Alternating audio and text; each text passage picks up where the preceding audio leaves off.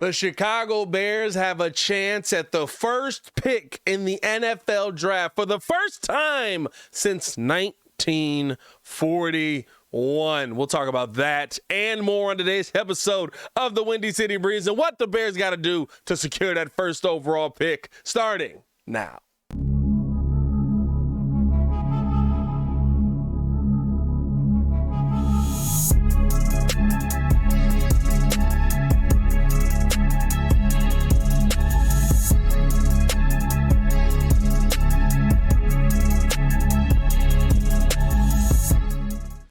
Now, if you are new to the channel, please hit the like button and subscribe to the page. So we do talk Chicago sports daily on this channel. It's the only channel talking Chicago sports, how Chicago talks. And make sure that you let us know what you would do if you were the Chicago Bears and we do secure the first pick in the NFL draft. Let us know in the comments below right now. I'll keep talking while you do so. So here's the thing, right? Bears have an opportunity to get the first pick in the NFL draft for the first time since 1941, in which they drafted a dude named Tom Harmon, who literally said, I'm not going to play for you. I'm not playing football. I'm going to go into radio. That is the last time the Chicago Bears had a first-round pick. So it tells you a lot about what this team has been through. I'm sorry, not a first-round pick, the first pick in the draft. So it tells you a lot about what this team has been through over its history, right? But with their loss on Saturday to Buffalo, the opportunity is opened up for the Bears. And I think that it's an interesting one as we're continuing to move through the rest of this season, right? Because at a minimum, with that loss, we did lock up a top 7 pick opportunity. So no matter what the Bears do, right, if we go through our next 2 games and we win both games here, the worst that we will draft is top 7, which is good, right? Like, I mean, at the state of where this team is, not how we thought the season was going to go, not how we wanted the season to go, but here we are. You might as well get the best pick that you can. So the fact that the Bears have an opportunity at a minimum a top 7 pick, right, really sets you up moving forward, and you can get some really good things done here. I think Ryan Poles has to make some tough decisions as we're moving forward in the draft. I think he has to make some tough decisions going into free agency, right? And here's the thing, you have to get these things right for you to be competitive coming into next season. So the fact that you have this high of an opportunity and this early of an opportunity at a minimum, you feel good about it, right? But here's the thing, the Texans gotta win on Saturday. The Texans, who haven't won very much. And there's an opportunity here for Lovie Smith to help out his old Chicago Bears team. The Texans going up against a couple of teams here the rest of the way through that. Not to say I think the Texans will win both games in this situation, but they don't need to. They only need to win one of their next 2 games. One of their next 2 games for the Chicago Bears to come away with a top with the best pick in the draft. Now the Bears also have to lose, but the number 1 pick, they only have to come away with one of those wins because they have that weird tie in there, like that random tie that started at the beginning of the season. It could come back to bite them in the butt. And how, just listen to me here, right? And comment this below if you agree. How Lovie Smith would it be for him to get all the way to the end of the season, have the number 1 pick in the draft, and he blows it by winning the games. Now, the next 2 games are against the Jacksonville Jaguars and the Indianapolis Colts. 2 teams, right, that are beatable. Now, you would think, oh, the Texans should lose to those teams. They should lose to both of them, right? But 2 teams that are beatable, and that the Texans have played really, really well this season. So I'm not saying that there's going to be a guarantee, right, that the Texans come away with a win here, but that's kind of how I felt going up or watching them in this game versus Tennessee, because I was like, well, there's no guarantee here either, and you played really well versus them. They come away with that 19-14 win. Now it sets up the Chicago Bears to where if they get one more win, if they just win one of those 2 games versus Jacksonville or the Colts, which both teams, like I said, have some issues. I think Jacksonville's probably a little bit tougher of a game for them. I think it's a game that I probably don't think that they'll get. That Colts game finishing the season might be the one, especially in true Lovie Smith fashion, right? Wants to ride off into the sunset, get that big dub, right? And then he helps the Bears get the number 1 pick in the draft. So I wouldn't be surprised if we saw it happen. But now here's the question that I have for you guys in the chat as well. Because there's still a scenario, right? So if we get that, if we win that game, right, the Bears end up, or I'm sorry, if we lose out, the Bears end up with the top pick in the draft if the Jaguars get a win or the Texans get a win. If we win one of the two, we still end up top 4. Worst we can pick, top 4. The worst that we will be able to pick, top 4. And I'm not mad at that. But I think the question that's sticking out for me is, do you think that it would do something for the Bears heading into next season if you build a little confidence by getting one of these wins, especially in Justin Fields, right? You're going up against 2 divisional opponents. You got Minnesota, you got Detroit. Couple of games that have been tough for you, couple of games that you played tough, and you've come up short in the end. And week after week after week after week, as we've gone down this stretch, we've seen Justin Fields lose these really close games. And so for me, right, like, I think it does do something for you moving forward if he gets a win in these situations. And I wouldn't be upset if we end up with a top 4 pick. I wouldn't really, right? Like, it'd be cool to have the first pick in the draft this season, but I wouldn't be mad if we ended up with a top 4 pick. But I think you have to think in terms of now, could we see Ryan Poles step in and make some decisions? Hey, we're going to shut Justin Fields down. Although Matt Eberflus said today there are no plans to shut Justin down. There's still some things that they can learn. They plan on putting him out there. I think this is the year where you could say, hey, maybe you are. This is the part of the season where you could say, hey, we need to give ourselves the best chance moving forward. Not to say that I think that you'll shut it down, but I'm going to be real with you.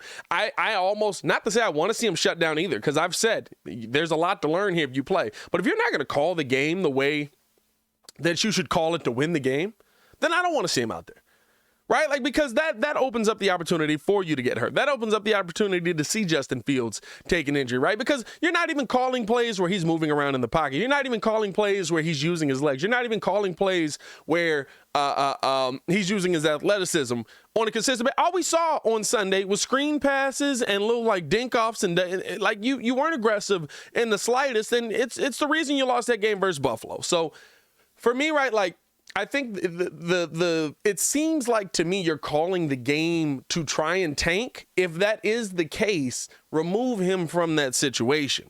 If you're going to call the game for real, if you're going to call the game and allow him to play, let him play.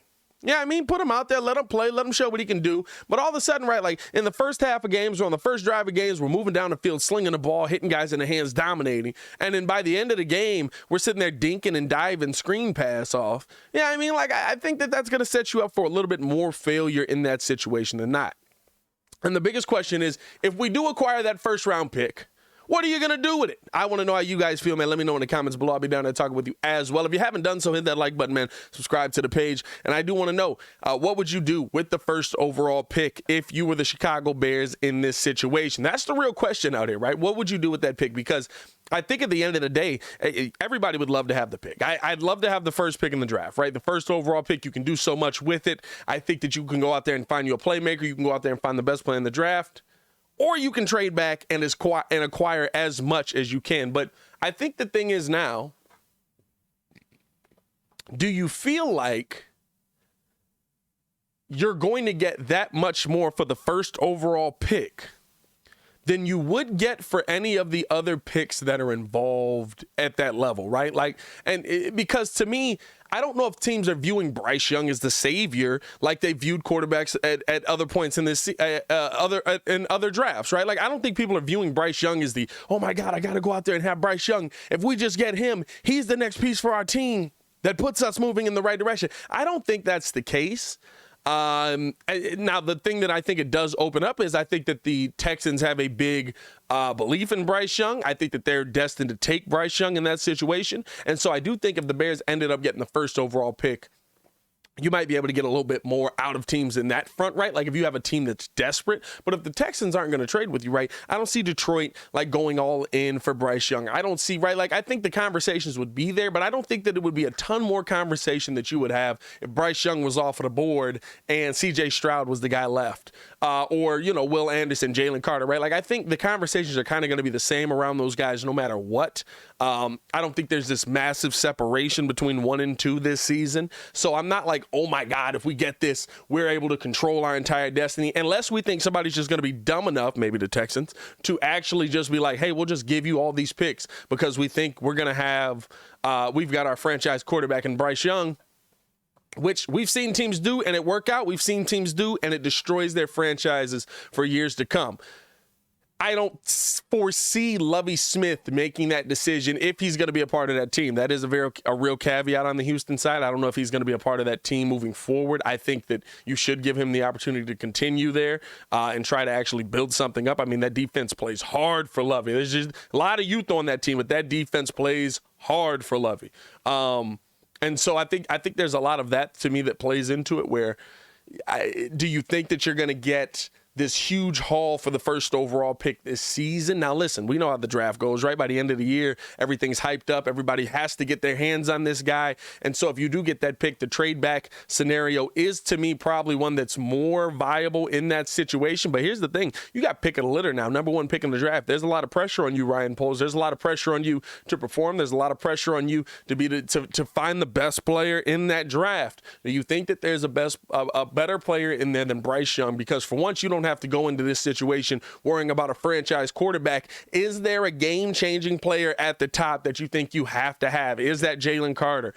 Is there this player at the top that you look at and you say, he's worthy of the number 1 overall pick in the draft this year? And if we get him, our franchise is going to turn around this season, starting with this season, right? Like that's the question that you have to ask yourself. And I think that, right, like if you see a guy, right, because with picks like that, you're trying to find guys that are going to be the leader of your team for the next umpteenth years, right?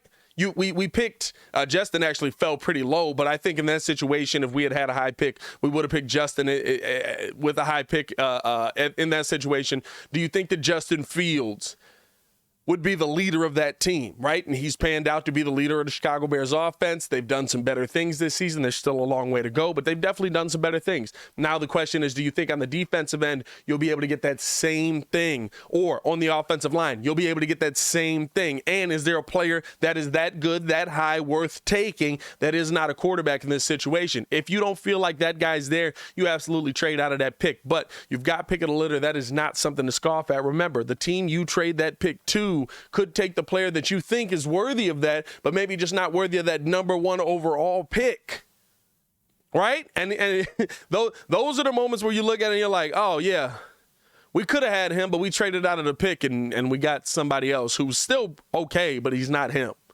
right? Like, and that's kind of the part that you can't miss on at this point, right? Like, there's so many holes for this Bears team to fill. There's so many pieces the Bears have to put in place for you to take that next step, for you to get to that next level. And I'm not even talking about 10-7, 12-9 team, right? Like I'm not talking about none of that.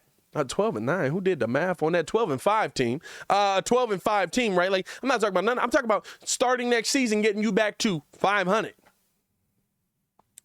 A game above or below with how they do the season this year, right? But like just getting you back there. You have to hit on those guys immediately.